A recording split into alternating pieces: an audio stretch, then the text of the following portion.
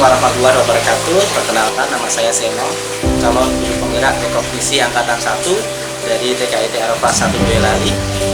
Di sini saya akan mendemonstrasikan atau mempraktikkan kegiatan praktek coaching untuk supervisi akademik bersama rekan guru saya, Ibu Sri Mujahidatin SPD atau Muja. Ini saya lakukan dalam rangka memenuhi tugas aksi nyata modul 2.3. Terima kasih. Selamat menyaksikan. Ya, Pak Ibu Muja, Assalamualaikum. Pagi Pak Seno, waalaikumsalam. Alhamdulillah. Bagaimana kabarnya Bu Muja? Alhamdulillah Pak, baik, sehat. Keluarga bagaimana? Alhamdulillah Pak, sehat. Dan juga semuanya ya. Kalau anak-anak di kelas bagaimana?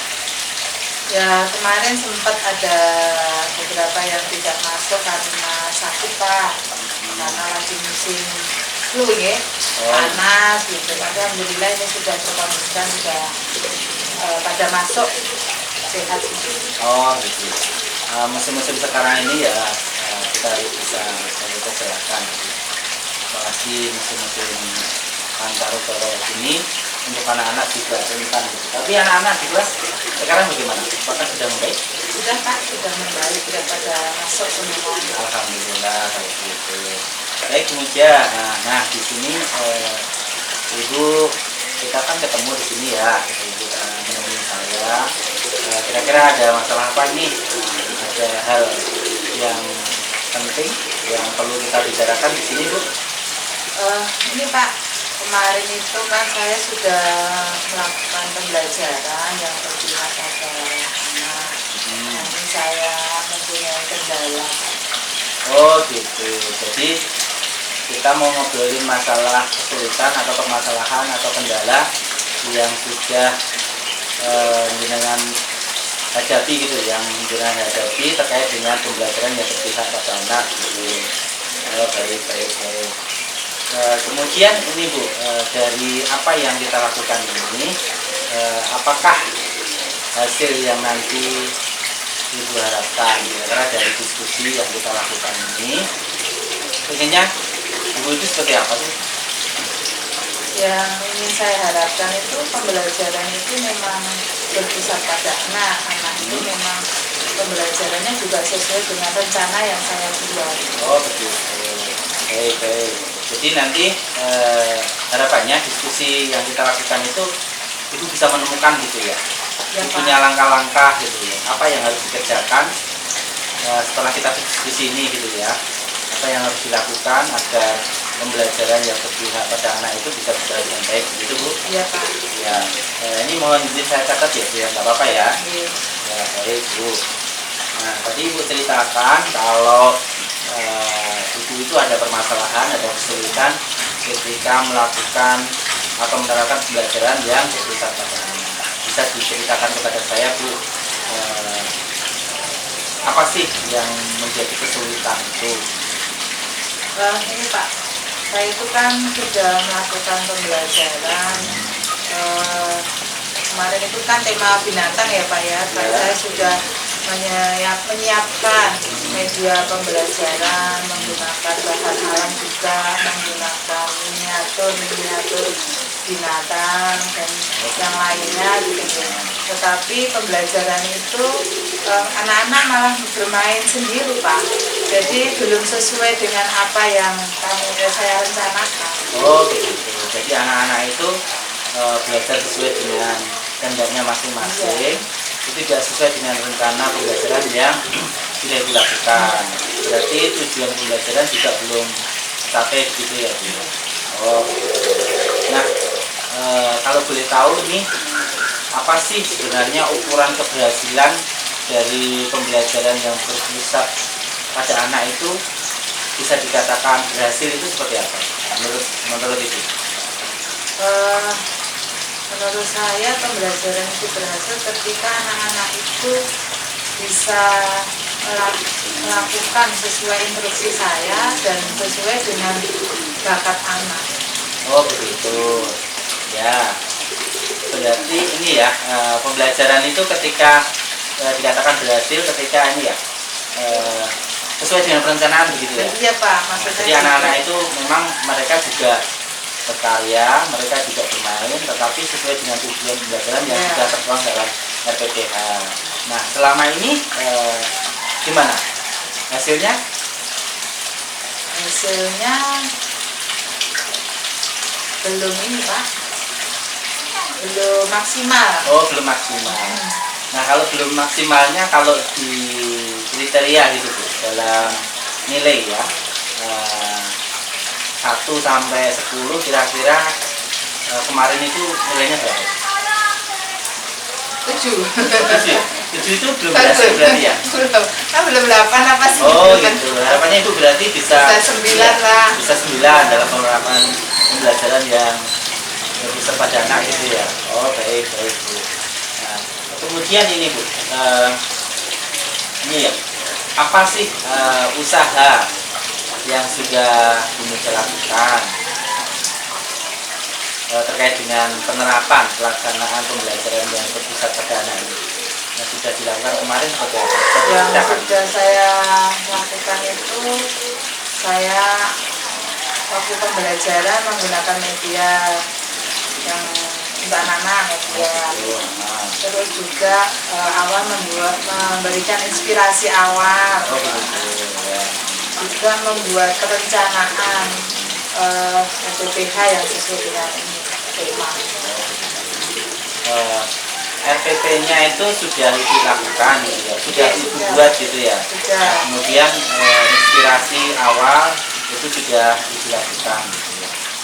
Inspirasi awal itu ketika Ibu melakukan kegiatan persepsi itu seperti apa kemarin? Saya diceritakan. Ini saya menggunakan miniatur binatang itu untuk inspirasi awal. Oh gitu. Kemudian respon anak bagaimana?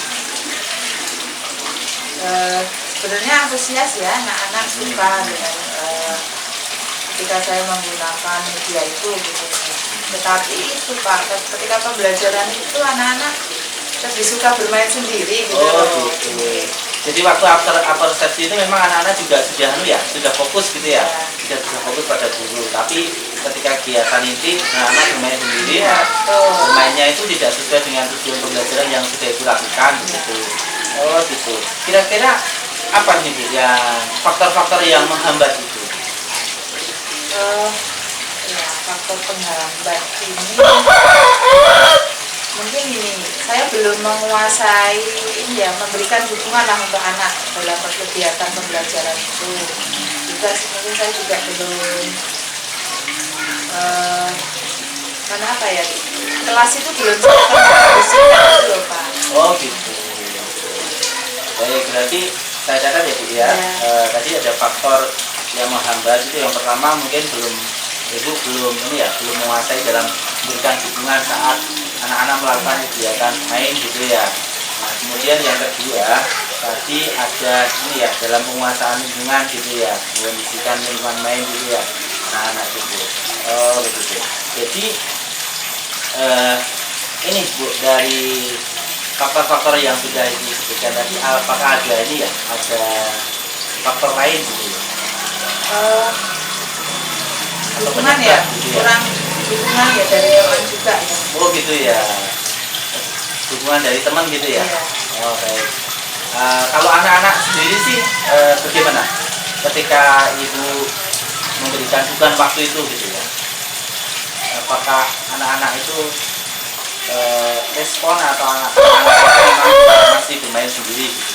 Asik bermain sendiri. Oh gitu, malah asik bermain sendiri ya. Baik. Oke.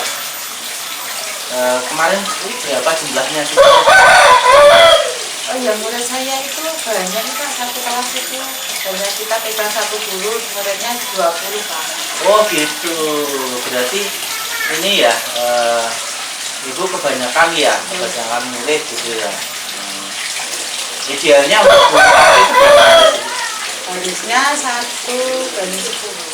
Oh 1:10, tapi di kelas itu 1:20 begitu ya. Oh jadi itu salah satu faktor juga ya, kebanyakan siswa itu. Jadi ketika Ibu memberikan dukungan terlalu banyak anak gitu ya. Jadi anak itu bermain sendiri-sendiri gitu ya. Iya Pak. Oh begitu. Baik Bu, ini saya catat ya. Nah, Ibu kan sudah tadi sudah sebutkan ada beberapa faktor gitu ya Bu, yang menjadi penghambat ketika menerapkan pembelajaran yang berpusat pada anak. Nah, kira-kira upaya yang bisa dilakukan Ibu untuk mengatasi ini ya tadi hambatan-hambatan tersebut apa ini yang bisa dilakukan? Terkait dengan dukungan ya, mungkin dukungan itu saya akan belajar lagi dengan teman-teman saya gitu dengan saya dengan belajar ya istilahnya saya studi banding ke sekolah lain gitu ya terkait dengan pembelajaran gitu sih dengan teman saya. Terus yang kedua karena di kelas itu gurunya hanya satu ya saya ada penambahan guru lah. Jadi ada temannya lagi. Oh gitu. Nah, kira-kira siapa Bu ini yang bisa Ibu Ibu jadikan sebagai guru untuk studi banding gitu kan? Tadi kan Ibu pengen belajar gitu ya dari teman guru yang lain.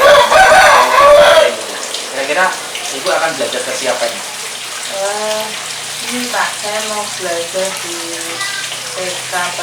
TK Pertiwi ya dengan Bu Parni. Oh, Bu Parni. Ya. Menurut Ibu, Bu Parni itu sudah ini ya, sudah pintar atau expert dalam pengolahan pembelajaran yang berpusat pada anak? Iya Pak. Oh begitu. Nah, baik.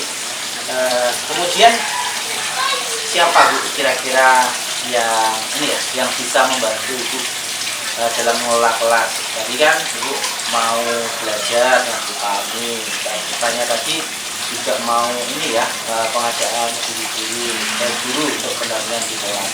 Kira-kira siapa yang bisa membantu? Ada nggak?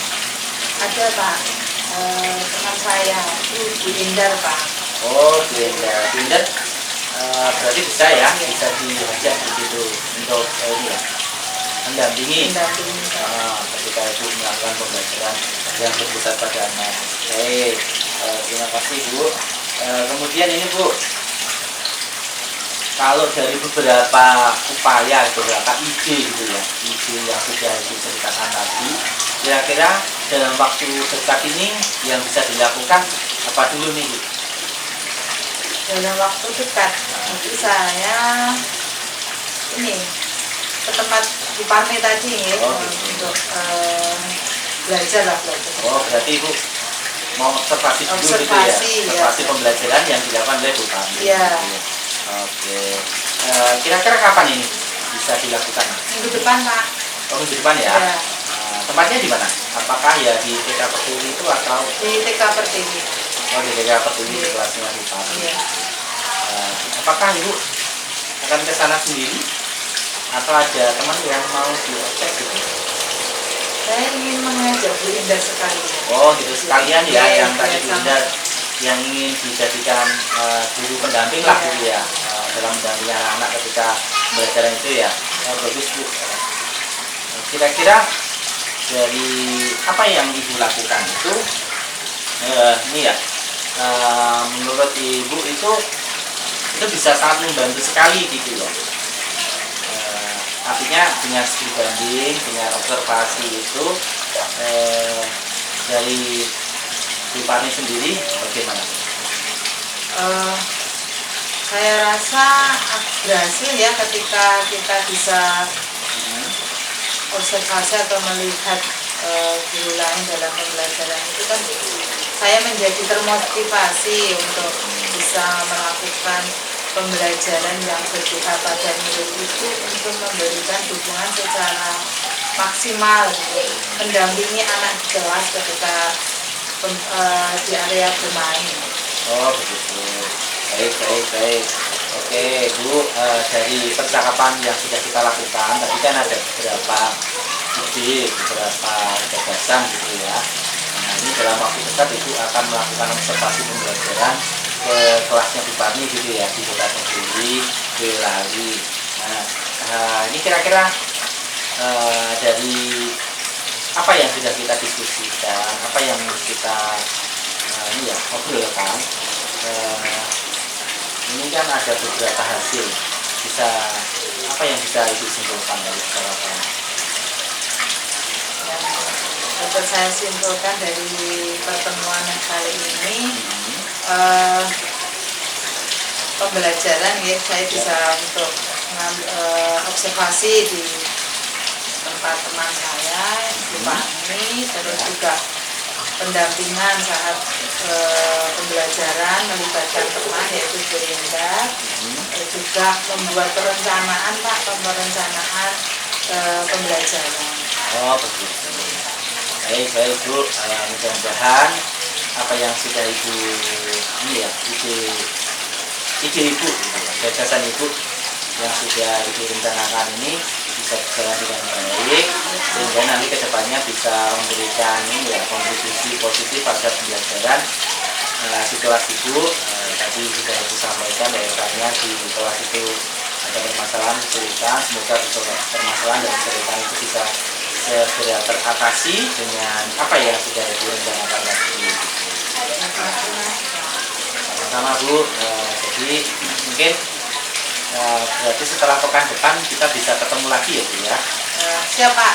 Jadi setelah Ibu melakukan observasi di tempatnya Bu Pani, kita akan ketemu di setelah itu ya Bu ya. Saya akan coba lihat bagaimana progresnya, bagaimana hasilnya. Gitu.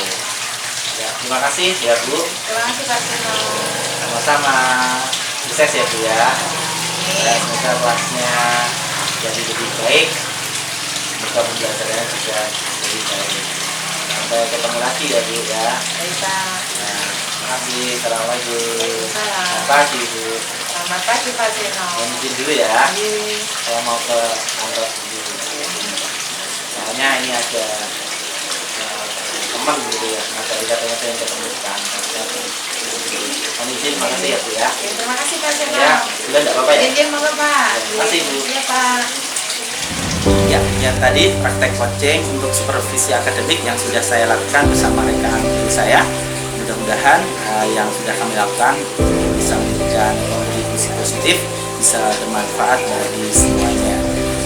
Dari saya ada kekurangannya, mohon maaf. Bila kita fikir hidayah, waridha walinayah. Assalamualaikum warahmatullahi wabarakatuh. Salam penggerak.